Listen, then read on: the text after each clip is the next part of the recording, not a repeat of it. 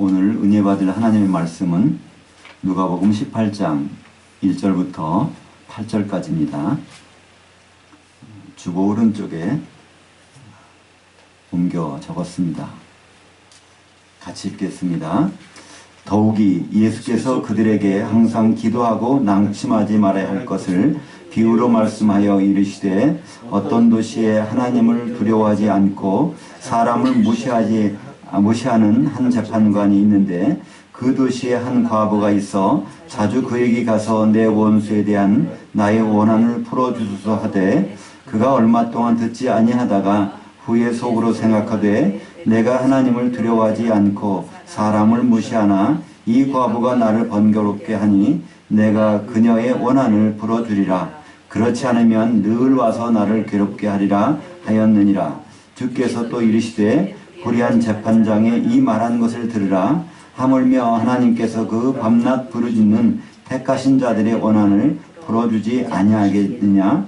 그들이 오래 참으시겠느냐? 내가 너에게 이르시되 속히 그 원한을 풀어주시리라. 그러나 인자가 올 때 땅에서 믿음을 보겠느냐 하시니라. 아멘. 오늘 말씀을 가지고 우물애가 숭늉을 찾겠느냐라는 제목으로 은혜를 나누고자 합니다. 제목이 좀 성경 말씀에 있는 구절이 아니라서, 근데 사실 이 제목을요, 성경 말씀 오늘 본문에 18장 8절에 있는 내용을 가지고 본문을 잡았습니다. 원래 이 본문의 제목은요, 인자가 올 때 땅에서 믿음을 보겠느냐 이렇게 잡았었는데, 이것을 좀 더 우리가 이해하기 쉽도록 잡은 제목이 오늘 본문입니다. 우물애가 숭늉을 찾겠느냐.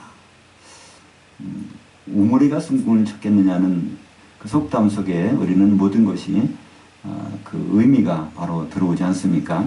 바로 이것은 주님이 그렇게 하시겠다는 내용을 오늘 말씀을 통하여 우리에게 주고 계시다는 것입니다. 우리가 끈질긴 기도를 강조할 때 사용되는 구절이 바로 누가복음 18장 1절부터 8절까지입니다. 이 과부라도 불의한 재판장에게 찾아가서 끈질기게 졸라대면 들어주는데 하나님 택하신 자들의 기도하는 것 안 들어주시겠느냐. 그러니까 끈질기게 기도하면 모든 것이 바로 응답된다라는 그런 상황에서 이 말씀을 자주 적용합니다. 그러나 이 구절은 그런 뜻으로 주님이 말씀하신 것이 아니라는 것이죠. 이 말씀은요, 누가복음 17장 34절부터 연결되는 말씀입니다. 원래 이 성경은요, 지금과 같은 장과 절이 나눠진 것이 아니었습니다. 누가복음 오늘 18장 1절부터 8절까지 이렇게 나눠진 것은요, 얼마 되지 않습니다. 약 500년 전에 프랑스의 출판업자가 이 출판하는 내용들을 정리하다가 보니까 이것은 내용별로 장과 절로 나누는 것이 좋겠다. 그래서 이렇게 된 것이지, 예수님 이 말씀을 하시고 사도들이 이것을 기록할 때는 이 말씀은 이렇게 장절이 안 나눠졌다는 것이죠.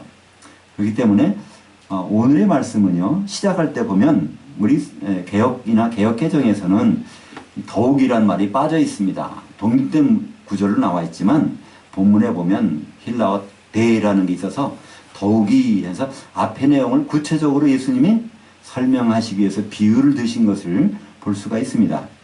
우리 누가복음 17장 34절부터 37절까지 한번 같이 읽으시면 이 내용이 어떤 내용에서 연결되어 있는지를 우리가 알 수 있습니다. 주보인 쪽에 제가 그 구절을 오늘 말씀 바로 전에 있는 말씀을 옮겨 적었습니다. 우리 같이 한번 읽겠습니다. 내가 너에게 이르노니 그 밤에 두 남자가 한 자리에 누워 있음에 하나는 데려감을 얻고 하나는 버려둠을 당할 것이요 두 여자가 함께 맷돌을 갈고 있음에 하나는 데려감을 얻고 하나는 버려둠을 당할 것이니라. 그들이 대답하여 이르되 주여 어디오니까? 이르시되 그 몸이 있는 곳에 독수리들이 모이느니라 하시니라. 지금 예수님은 이 말씀을 하시고 나서 이제 누가복음 18장 1절에 비유로 그 상황을 구체적으로 말씀하신다는 것입니다. 이것은 바로 재림 때 주님이 다시 오실 때 일어나는 상황에 대해서 주님이 말씀하시는 것이죠. 두 남자가 지금 밤에 잠을 자고 있습니다. 근데 한 남자만 데려감을 당한다는 것입니다. 두 여자가 맷돌을 갈고 있습니다. 근데 한 여자만 데려감을 당한다는 것이죠. 이것은 이제 밤과 맷돌 가는 것은 언제입니까? 식사를 준비하는 아침 저녁이겠죠. 밤과 아침 저녁. 이 마태복음에는요, 두 사람이 밭에서 일을 하는 것도 나옵니다. 낮에. 그러니까 밤낮, 이 모든 시간들. 지금 브라질에서는요, 월드컵 축구가 한창입니다. 근데 우리하고 12시간 차이입니다. 우리가 지금 이제 11시 반이면 그것은 밤 11시 반이죠. 그러니까 전 세계가 다 동시적으로 예수님은 이 말씀하신 이유는요. 주님이 재림하신 것은 순식간에 재림하신다는 것이죠. 어느 곳은 밤이고 어느 곳은 낮이고 어느 곳은 저녁이고 어느 곳은 아침인데 분명한 것은 그 중에서 어떤 사람만 들림을 받는다는 것입니다. 믿음이 있는 사람은 들림 받는 것인 거. 또 오늘 말씀 7절에 보니까 택하신 자들이라고 말씀하고 있죠. 택하신 자들만 들림을 받게 된다는 것입니다. 제자들은 여기서 충격을 받은 것입니다. 깜짝 놀라는 것이죠.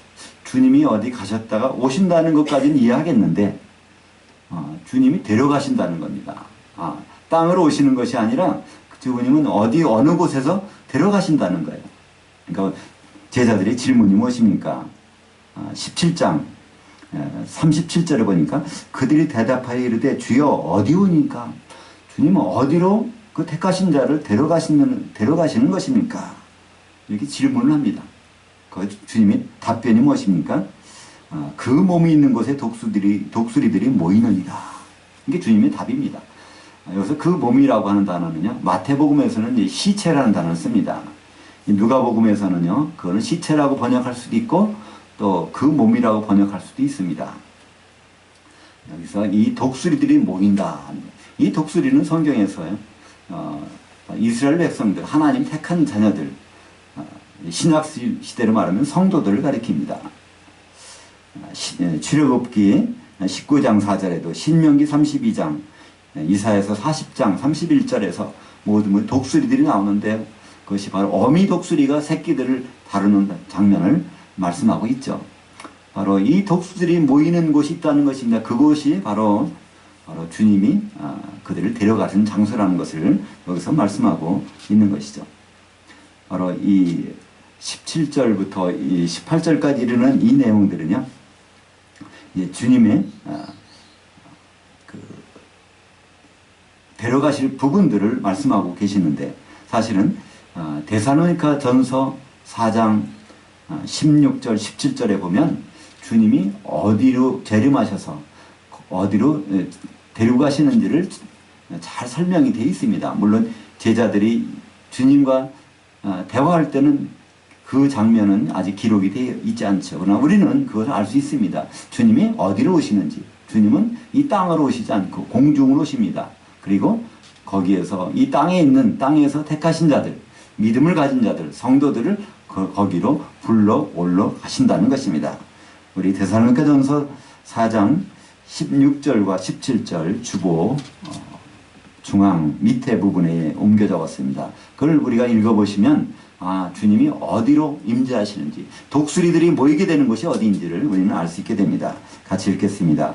주께서 호령과 천사장의 소리와 하나님의 나팔 소리로 친히 하늘로부터 강림하시리니 그리스도 안에서 죽은 자들이 먼저 일어나고 그 후에 우리 살아남은 자들도 그들과 함께 구름 속으로 끌어올려 공중에서 주를 영접하게 하시리니 그리하여 우리가 항상 주와 함께 있으리라. 그래서 분명한 것은 주님은 이 땅으로 재림하실 필요가 없다는 것입니다. 바로 공중에 내려오셔서 이 공중에서 계시면서 무덤에 있는 성도들을 부활시키셔서 그로 데려가시고 이 땅에 그때까지 남아있는 성도들 중에서 믿음이 있고 또 택하신 자들을 데려 올라가신다는 것을 볼 수 있습니다. 바로 이 내용을 그 당시 제자들에게 설명하여 주시기 위해서 오늘 부연해서 말씀하시는 내용이 오늘 본문 누가복음 18장 1절부터 8절까지 내용입니다. 그러니까 근본적으로 주님이 어디십니까? 그게 어디에서 일어날 거예요? 주님이 어디로 오시길래 그들을 어디로 데려가십니까? 여기에 대한 답변으로 오늘 비유를 말씀하신다는 것입니다. 그래서 누가복음 18장 1절은요. 더욱이라는 말로 시작합니다. 윗문장에 대해서 부연해서 더욱 하실 말씀이 있다는 것입니다. 오늘 이제 본문에 나오는 이 비유는 과부가 원수에 대한 원한이 있는데 그것을 재판장에 가서 풀어달라고 하는 내용입니다.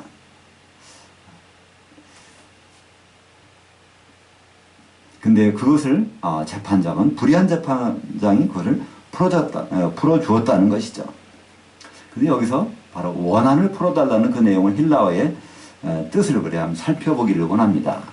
이 단어는 에크디케오라는 단어를 씁니다. 에크는 뭐뭐로부터라는 의미가 접두사고요. 디케오는 의롭다, 의롭게 하다라는 그런 말입니다. 이 두 단어가 합해서 공정한 판결을 내려달라 그런 뜻입니다.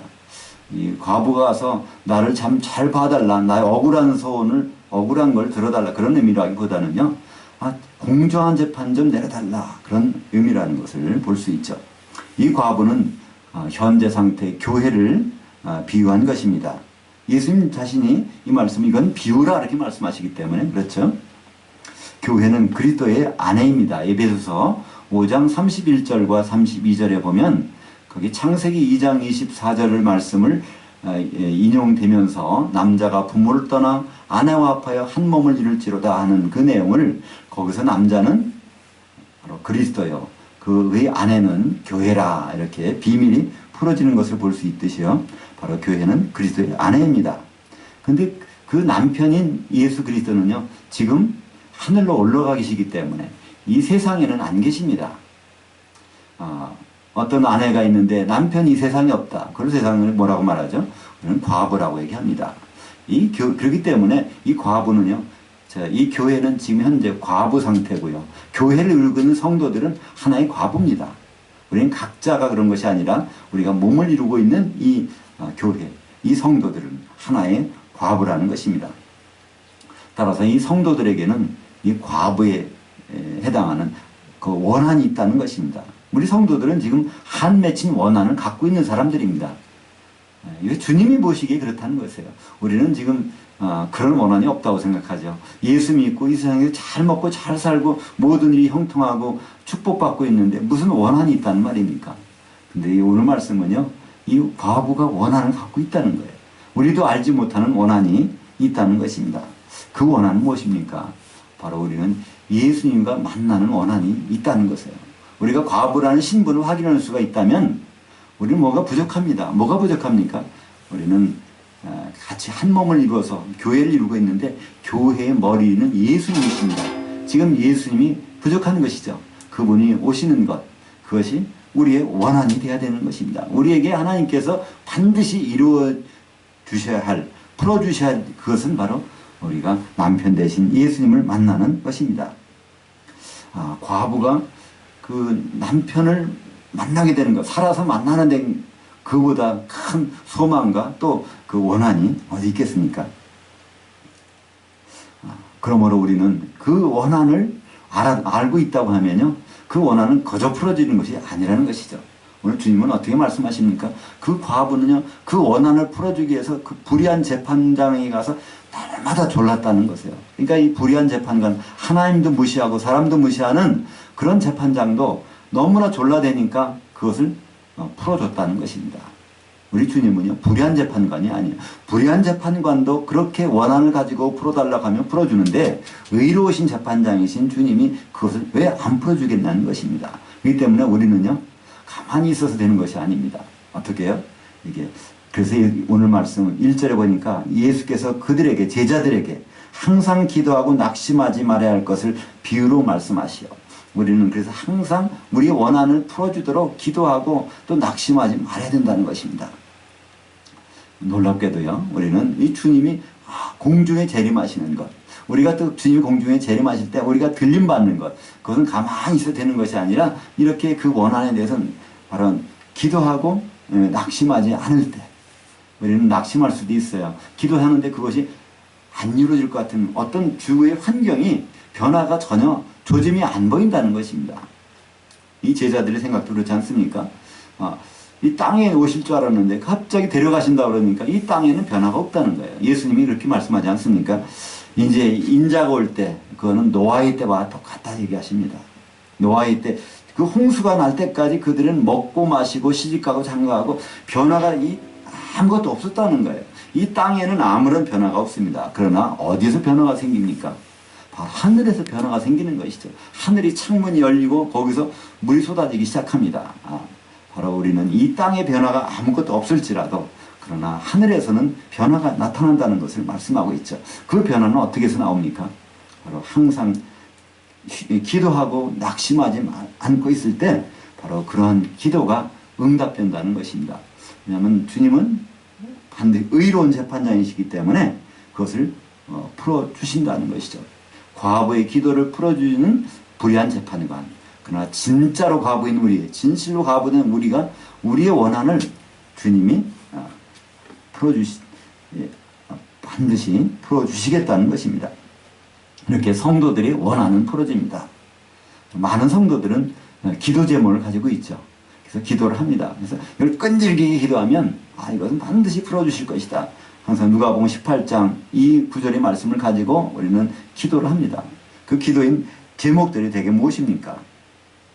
대개 어떤 궁핍에서 좀 풍요로운 삶을 좀 주님께 간구합니다. 그리고 병에 걸렸을 때는 그걸 회복시켜달라고 기도하죠. 그리고 고통을 당하고 있을 때 형통하게 해달라고 기도를 합니다. 우리는 그 기도들이 나쁘다는 것은 아닙니다. 그러나 그보다 큰 문제점이 있는데 그렇잖아요. 우리가 정말 알지 못하는 큰 질병을 가지고 있습니다. 예를 들어서 속에 어떤 암덩어리를 가지고 있다고 하는데 이게 손에 상처가 났어요. 이 상처 나는 것만 치료하러 다는 것은요. 이거는 물론 손에 나는 상처도 치료해야 되겠죠.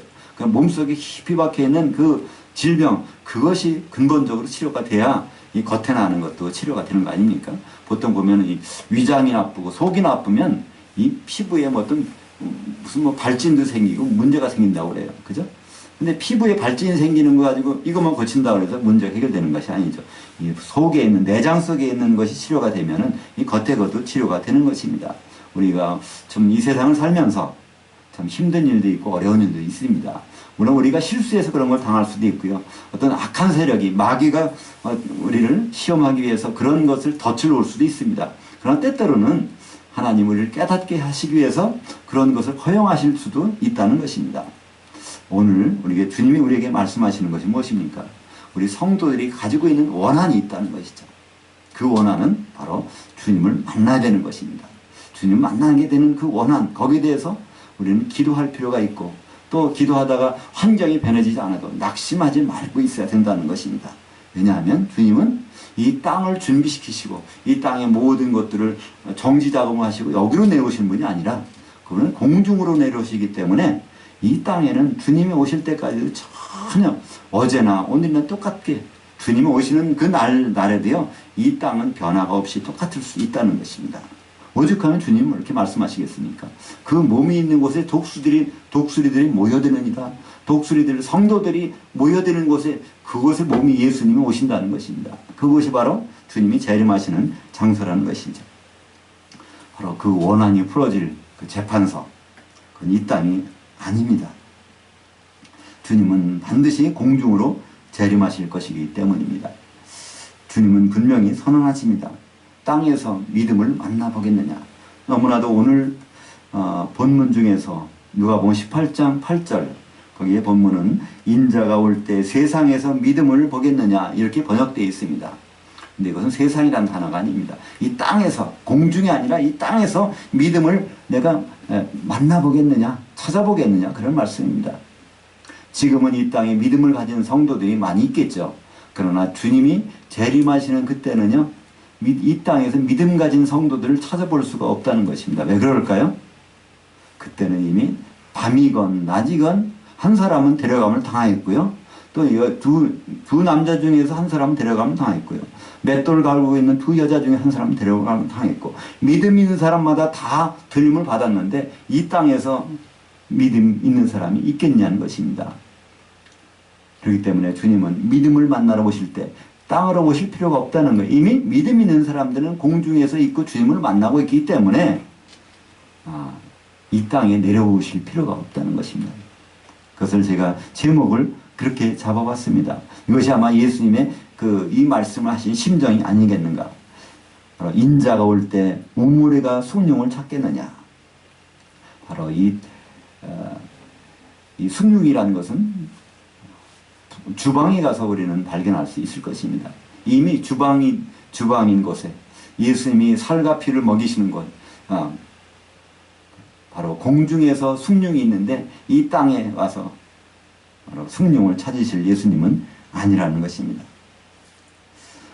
우리 보통 그 누에 애벌레를 보면요, 애벌레가 나비가 돼서 나갈 때 이미 하늘로 올라가 버립니다. 그 땅에는 뭐가 있죠? 허물, 벗어놓은 허물만 있을 것입니다. 그 당시에 예수님이 재림할 때 이 땅에 많은 교회도 남아있을 거예요. 면목적인, 형식적인 어떤 교회는 남아있을 것입니다. 그러나 그것은 그 속에는 믿음은 다 없는, 믿음 있는 사람들은 이미 다 들림받았고 거기는 허물만 남아있다는 것입니다. 주님은 그 땅에서 믿음을 찾지 않으실 것입니다. 지금 우리가 머물고 있는 이 땅에 믿음이 있을지라도 우리는 바로 기도하고 원한이 풀어지기를 기도해야 될 것입니다. 그 믿음이 있는 사람 반드시 공중에서 주님을 만나게 될 것입니다. 예수님은 우물에서 숭늉을 찾지 않으십니다. 기도하겠습니다.